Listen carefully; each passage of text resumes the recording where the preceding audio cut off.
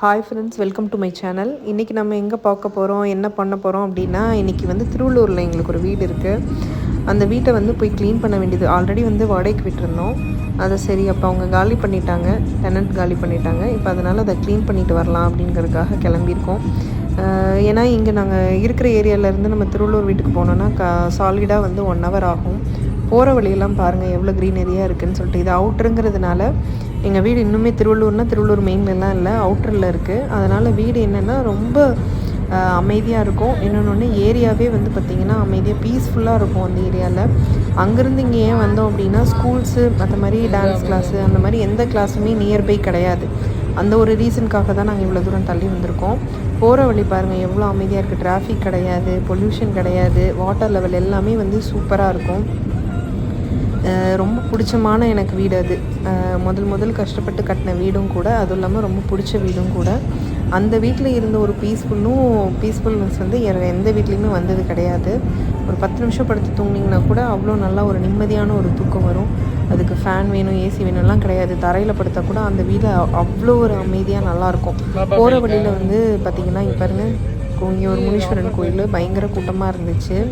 எனக்கு இந்த கோயிலெல்லாம் பார்க்கும்போது பார்த்திங்கன்னா பாபா பிக்சர் தெரியுதா, இந்த பிக்சருக்கு இன்னொரு 1 கிலோமீட்டர் 2 கிலோமீட்டர்ஸ் தாண்டிங்கன்னா கோயில் ஒன்று இருக்குது. திருவள்ளூர் மணவாள நகரில் சாய்பாபா கோயில் ஒன்று இருக்குது. அந்த கோயில் வந்து அடிக்கடி நாங்கள் அங்கே இருக்கும்போது போகிற கோயில், ரொம்ப பிடிச்சமான கோயிலும் கூட. நான் சரி போகிற வழியில் டைம் இருந்தால் பார்க்கலான்னு ஒரு ஐடியாலேயே போயிட்டுருக்கோம். டைம் இருந்தது அப்படின்னா மேபி தரிசனம் பண்ணிட்டு போகிற மாதிரி பிளானு. ரொம்ப நல்லாயிருக்கும் அந்த கோயில். என்ன வேணுனாலும் வேண்டுதல் வந்து அப்படியே நடக்கும்.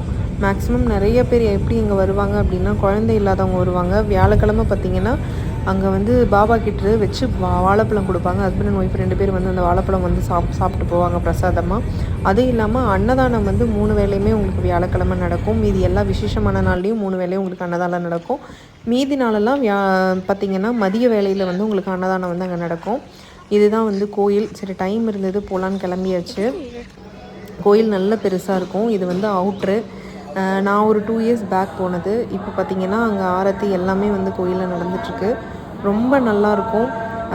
என்ன சொல்கிற, ஷீரடி போனால் எவ்வளோ நம்ம அலங்காரம் பண்ணி பாபா வச்சுருப்பாங்க, அது மாதிரி ஷீரடியில் போன மாதிரியே இங்கே அப்படியே இருப்பார் பாபா. அன்றைக்கி வந்து பார்த்திங்கன்னா நாங்கள் போன நாள் வந்து பார்த்திங்கன்னா ராமநவமி. எங்களுக்கே தெரியாது விசேஷமான நாள் பாபாக்குன்ட்டு. திடீர்னு யதார்த்தமாக போயாச்சு. கரெக்டாக ஆரத்தி, காலையில் ஆரத்தி நடந்துகிட்டு இருந்தது. அங்கே பார்த்திங்கன்னா தொட்டில் அவ்வளோ பொம்மையெல்லாம் கட்டி விட்டுருப்பாங்க. இங்கே வந்து குழந்தைக்காக வர கூட்டங்களும் வேண்டுதல் வந்து பயங்கரமாக நடக்கும். நானும் என் பையனும் சைமன் எனக்கும் போட்டிருக்கோம். என் பொண்ணு தான் நான் வீடியோ எடுக்கிறேம்மா அப்படின்னு எடுத்தா.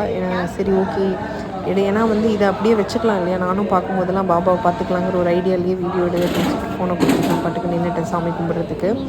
கூட்டம் இருந்துச்சு. அதே மாதிரி ஒரு 10 நிமிஷத்துலேயே அன்னதானம் வந்து உங்களுக்கு கொடுக்க ஆரம்பிச்சிட்டாங்க. சாமி கும்பிட்டுட்டு பிரசாதம் வாங்கியாச்சு, வந்தாச்சு வெளியே.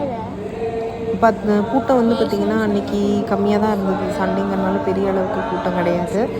கூட்டம் வந்து குறைவாக தான் இருந்தது. ஆரத்தி ஒரு 15 to 20 minutes நடந்தது. அது வரைக்கும் நாங்கள் வெயிட் பண்ணிகிட்டு இருந்தோம். சரி சாமி கும்பிட்டுட்டு போயிடலாம். வந்துட்டோம். ஏன்னா முன்னாடி போய் நம்ம கும்பிடணும் அப்படின்னா அங்கே க்ளோஸ் பண்ணியிருப்பாங்க. ஆரத்தி முடிஞ்சதுக்கு அப்புறம் தான் நம்ம பாபா கிட்டே போய் நின்று சாமி கும்பிட முடியும். அதுக்காக நாங்கள் வெயிட் பண்ணிகிட்டே இருந்தோம் எப்போ முடியும் அப்படின்ட்டு. ஒரு 10 நிமிஷத்தில் முடிஞ்சிருச்சு. எனக்கு கீழே உட்காந்தா எனக்கு கால் ப்ராப்ளம் இருக்கிறதுனால உடனே எந்திரிக்க முடியல. சாமி கும்பிட்டு கிளம்பியாச்சு.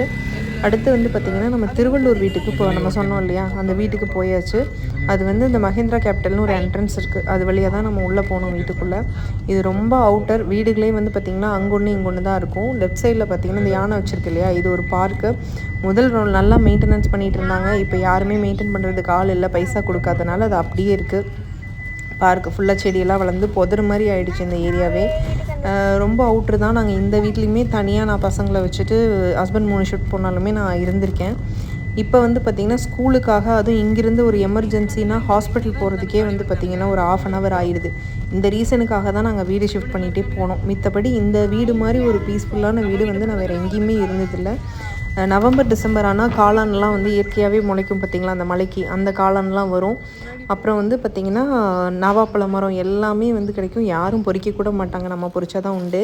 இதுதான் வீடோட வந்து என்ட்ரன்ஸு.